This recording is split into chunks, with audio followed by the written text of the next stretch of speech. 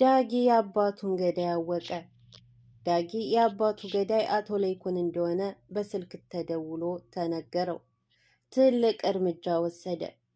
ዳጊ አባቱን ረጅም ጊዜ ሲፈልግ በመሆኑ እጅግ በጣም ያሳመመው ከአባቱ መሞት ይልቅስ ገዳዮቹ በቅርብ መኖራቸው ነው።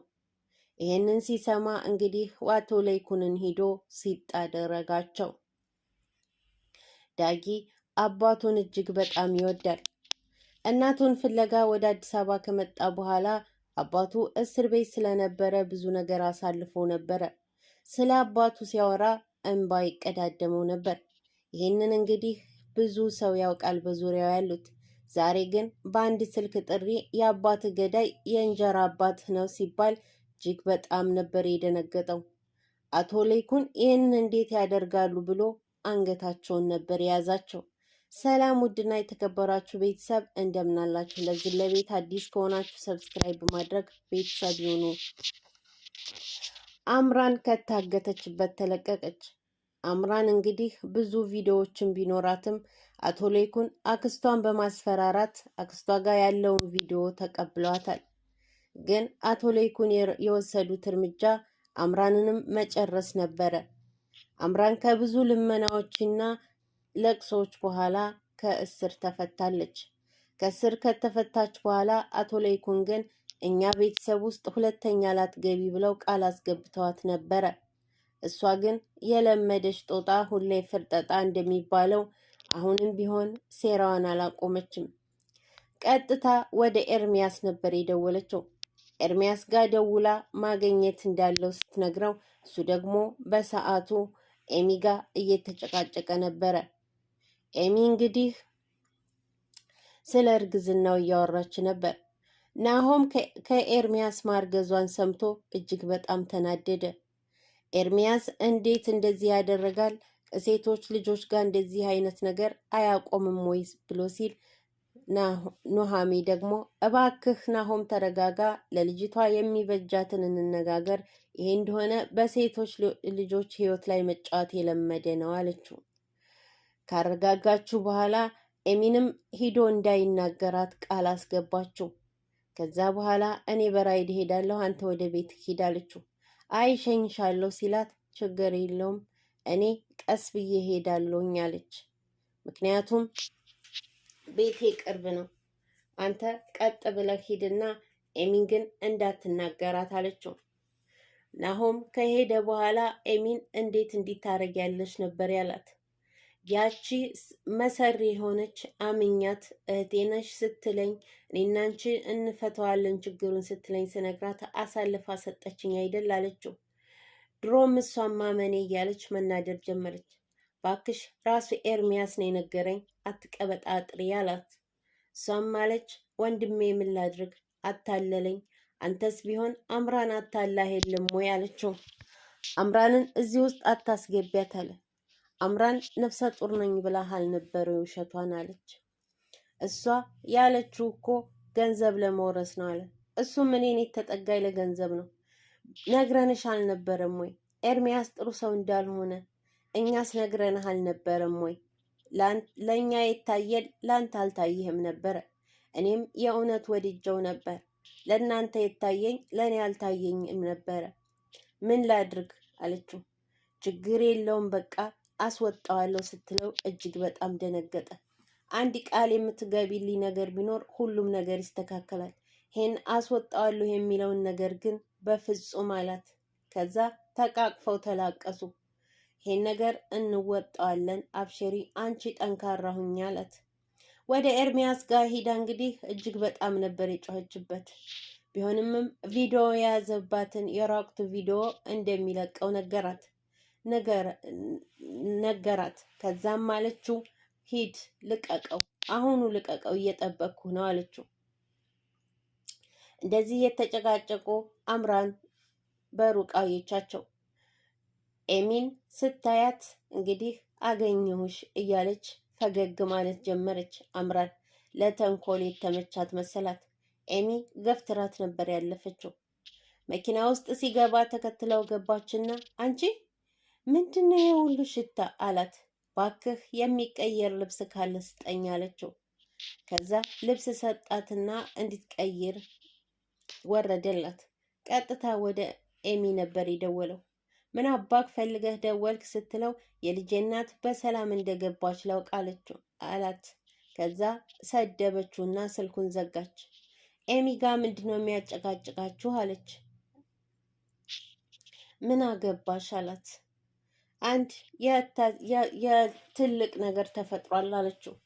አቶ ለይኩንና ወይዘሮ ዝናሽ ነፍሰ ገዳይ ናቸው አለች። እንዴት ሲላት እንደዚህ ብላ የተፈጠረውን ነገር የዳግምን አባት እንደገደሉት ነገረችው። እሱም አለ እንዴት ቪዲዮ የለሽም? አቶ ለይኩን አግተውኝ ነበረ። ለዛም ነው ስንት ቀን ሙሉ ይኸው የምቀይረው ልብስ እንኳን አልነበረኝም። ስለዚህ የነበረኝን ቪዲዮ ወስደዋል፣ ስልኬን ወስደዋል። አክስቴ ጋር የነበረውን ማስረጃ ጠቅላላ ወስደዋል። ስለዚህ በእጄ ምንም ማስረጃ የለኝም አለች። አቶ ለይኩን ቤትና ወይዘሮ ዝናሽ ቤት ትልቅ ደስታ ገብቷል። እሱም ለናሆሜ ሽማግሌ መላክ። የናሆሜ አባት እጅግ በጣም ደስ ብሏቸዋል። ለኑሃሜ ሽማግሌ ለመላክ ዝግጁ ሆነዋል። ወደ ኑሃሜ አባት ቤት ሂደው እንግዲህ ስለ ሁሉም ነገር ሲያወሩ ነበረ። ሁለታቸውም ወላጆች እጅግ በጣም ደስተኛ ነበሩ። በተለይ አቶ ለይኩን የኑሃሜም አባት እጅግ በጣም ደስተኛ ናቸው። ዝምድናችን ጠበቀ፣ ወንድምነታችን ተሳሰረ ይብለጣሉ። ይሄን ነገር እኔ የምፈልገው ነበር አሉ አቶ ለይኩን። መጀመሪያውኑ ልጄ ታውሮ ነበረ፣ አሁን ግን አይኑ ተገለጠ በማለት የሽምግልናው ቀን ተወስኖ ተመለሱ። እቤት ግን አልታሰበ ነገር ነበር የተፈጠረው። አቶ ለይኩን ለወይዘሮ ዝናሽ ሽማግሌ እንደተዘጋጀና ቀኑ እንደተቆረጠ ሲነግራቸው ዳጊ እየሰማ ነበረ። ዳጊ ግን እጅግ በጣም ተናዶ ነበር። ወደ እነሱ ሄደና ስታወሩ የነበረውን ሰምቻችኋለሁ አለ። እጅግ በጣም ተናዶ ሁለቱም ደነገጡ። ምክንያቱም ብዙ ወሬዎች አውርተው ስለነበረ። ምን ሰማ አለች ወይዘሮ ዝናሽ በደነገጠ ድምፅ። ሽማግሌ ልትልኩ መሆኑን። ይሄን ነው እንዴ አለች። አዎ የተናደደ ይመስላል። ጥሏቸው ገባ። አቶ ለይኩን ወደ ክላሳቸው ከገባ በኋላ ወደ ወይዘሮ ዝናሽ ጋር በመሄድ ዳጊ አለ፣ ኑሃሜን እንዳያገባ ናሆም አድርጊ። እኔ ኑሃሜን እጅግ በጣም አፈቅራታለሁኝ፣ መተውም አልቻልኩኝ። የአባቴን አጠገብ ያለመኖር የረሳሁት በሷ ነበረ። ስለዚህ እንደባለፈው እንዳደረግሽው ኑሃሜና ናሆም እንዳይጋቡ ማድረግ አለብሽ ሲላት፣ ምን ሆነ ነው አንተ ልጅ ራስ ወዳድ ሆንክሳ? ሰው እኮ የመረጠውን ነው የሚያገባው። እሷ ደግሞ ኑሃሜ ደግሞ ናሆምን እጅግ በጣም ታፈቅረዋለች አለ። አውቃለሁ፣ ቢሆንም ግን እንደማንም ብለሽ አድርጊ። ይህን ካላደረግሽ የማታውቂው ዳጊ ነው መሆነው አላት። እሷም ደነገጠች። አቶ ለይኩን ብቻውን እንደተቀመጠ ሂደው ሲያናግሩት ኑሃሜን እንደሚወዳትና ናሆም ደግሞ ማግባት እንደሌለበት ነገሩት። እባክህ ስሜታዊ አቱን እያሉ ሲናገሩ አንተ ልጅ ምን ማለትህ ነው አለች ወይዘሮ ዝናሽ ወደ አጠገባቸው በመምጣት። አዎ እሱም አያገባትም እኔም አላገባትም አለ። እጅግ በጣም ደነገጠች። ተው ስሜታዊ አቱን፣ ወንድምህ እኮ ነው። ይህም ቢሰማ ምን የሚል ይመስልሃል አሉ አቶ ለይኩን። እሱም አለ ያውቃል፣ እሱ ናሆምም ያውቃል ይሄን ነገር አለ። እኔ እጅግ በጣም ተሰቃይቻለሁኝ። ለረሳት ብል ያልረሳኋት ነገር ሴት ብትኖር እሷ ናት። ብዙ ሴቶች ሞልተዋል፣ ግን አይኔ ወደ ሌላ ሴት እንዳላይ ካልለዋለች አለ። ሁሉም ደነገጡ። አሁንም ጠበቅ አድርጎ ተናገረ። ናሆም እና ኑሃሜ መጋባት የለባቸውም። ይሄን ነገር እንደማንም ብላችሁ አቋርጡ አለ። ሁሉም ደነገጡ። እንግዲህ ወይዘሮ ዝናሽ ለአቶ ለይኩን ዳጊን በሁሉም ነገር እንደሚያስቡት አስጠንቀቃቸውም ነግራቸውም ነበረ። አቶ ለይኩን እንግዲህ ዳጊን ከልጆቻቸው እንደማይለዩቸው ቃል ገብተው ነበር። የዛሬው ግን ከበድ ያለ ስለሆነ ግራ ገባቸው። እጅግ በጣም ተጨነቁ። አንድ የስልክ ጥሪ ወደ ዳጊ ጠራ። አምራንና ኤርሚያስ እየጠጡ ነበረ። እንግዲህ እየጠጡ እያሉ እሱ ወደ መጸዳጃ ደርሼ ልምጣ አለ። ወደ መጸዳጃ ደርሶ ሂዶ ግን ወደ ዳጊ ነበር የደወለው። የአባትህን ገዳይ ያውቀዋለሁ አለ። ዳጊ እጅግ በጣም ደነገጠ። የአባቴን ገዳይ ማን ነው አለው። የአባትህ ገዳይ የእንጀራ አባትህ ነው አሉ። ደነገጠ። አምራን ሂሳብ ሲጠይቋት አሁንም እንደ ባለፈው ቃል ያሳጥቧት ነው። ምክንያቱም ኤርሚያስ ሸውዷት በሌላ በር ሂዷል።